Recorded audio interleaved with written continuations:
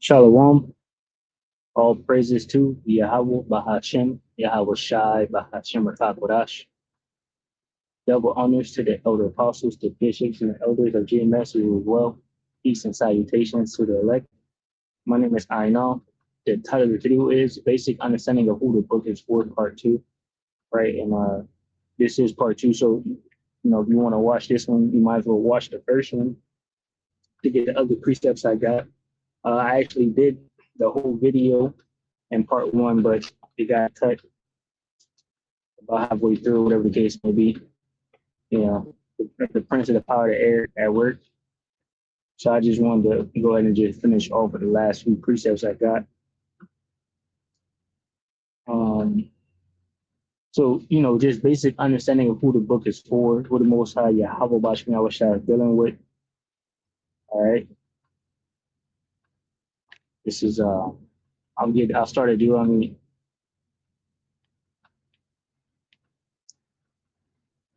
7 and 6.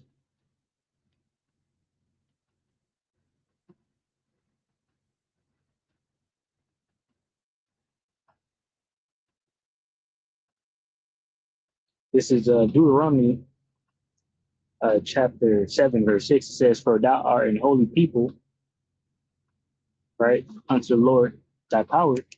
The Lord thy power hath chosen thee to be a special people unto himself above all people that are upon the face of the earth." All right, so this is, basically telling you that the Lord chose us and set us apart from all nations, right? And what I'm going to precept this with is Deuteronomy, because what it means to be set apart, it means holy. And what makes us holy and set apart? This word.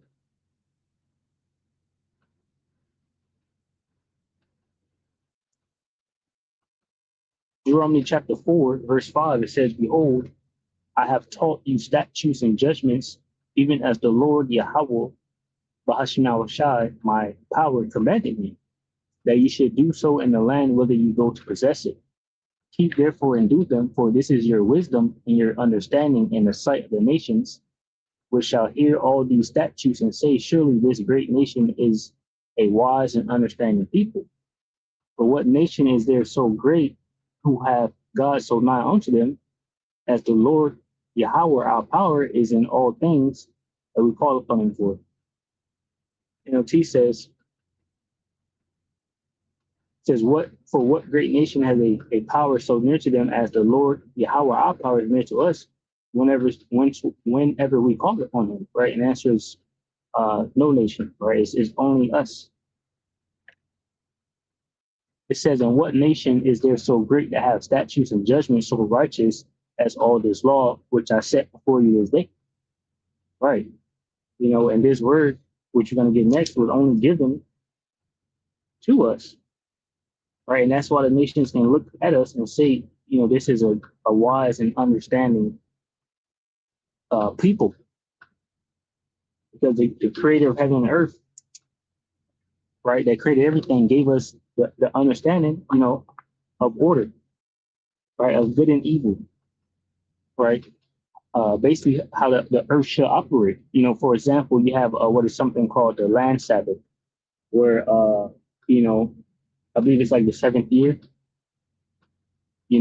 where you allow the land to rest.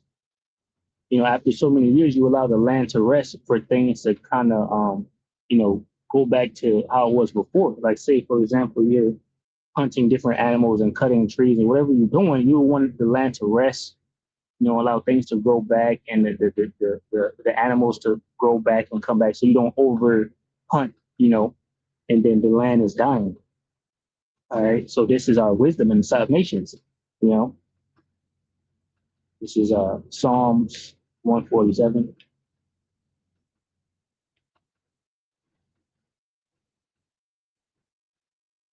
And 19 says, "He showeth his word unto Jacob, his statutes and judgments unto Israel. They have not dealt so with any nation, and as for his judgments, they have not known them. Praise the Lord Yahweh Bashim Yahushua." So to know the Lord's judgments, right, and his statutes, right, is to have his word, right? And his word was given to the Israelites, right? It wasn't given to anybody else. All right. Get Joel. Let me get Amos 3.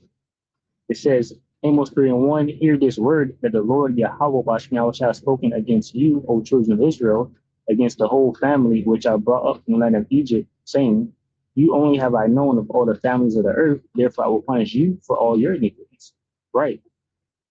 And he only uh, has known us, and he only gave his word to us. That's why we know what he likes and what he doesn't know.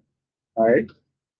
The other nations don't have that word, and that's why he's going to punish us, and he has punished us. Right, we're still in punishment basically. All right, but our punishment is at the end. Right.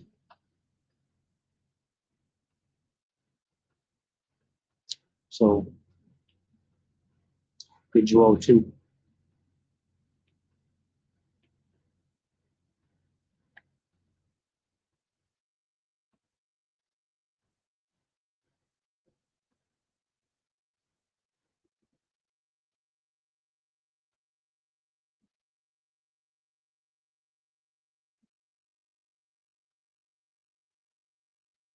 This is Joel 2 and 21.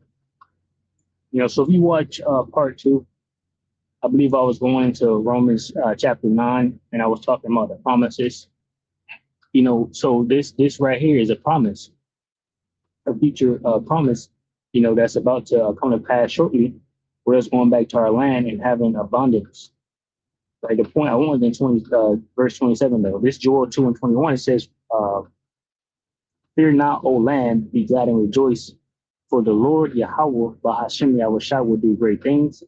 Be not afraid, ye beasts of the field, for the pastures of the wilderness do spring, for the tree bear her fruit, the fig tree and the vine do yield their strength.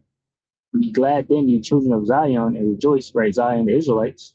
So it's telling the children, it's telling the children of, it's telling the Israelites to rejoice, right, and be glad. It says, "Be glad then, ye children of Zion, and rejoice in the Lord Yahweh Bahashem Yahushua your power, for he have given you the former rain moderately. He will cause to come down for you the rain, the former rain, and the latter rain in the first month." Basically, going into our harvest, right? When the rain is needed for our crops to grow, the Lord will provide.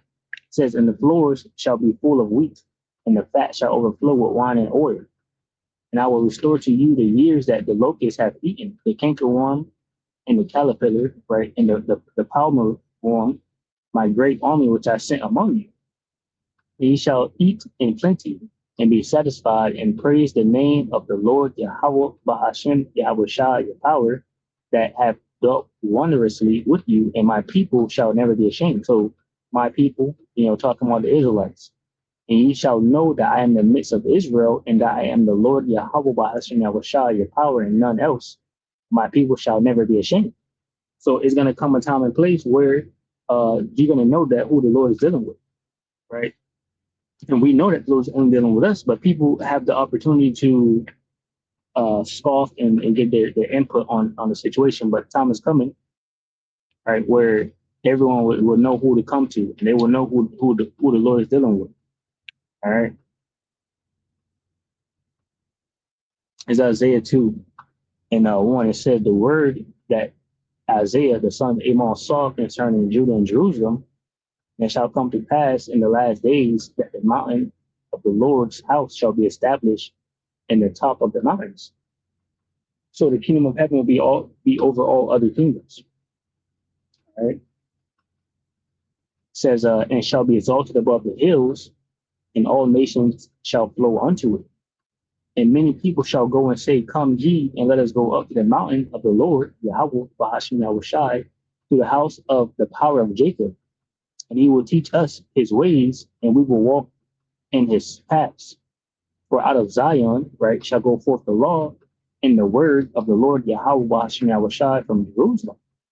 Again, if you get Romans 9:24, we are, we give the laws, the covenants, and we do the work of Yahweh Bashim Yahweh Shai. Right? And these nations are going to flow to us and learn from us.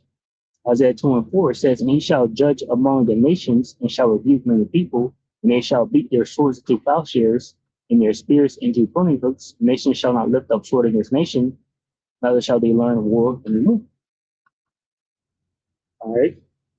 So, this was a basic precepts on who the book is for. All right. Lord willing, you watch part 1 and part 2, Lord willing, we edified from the lessons. Shalom to the hopeful elect, which consists of men, women, and children. Shalom.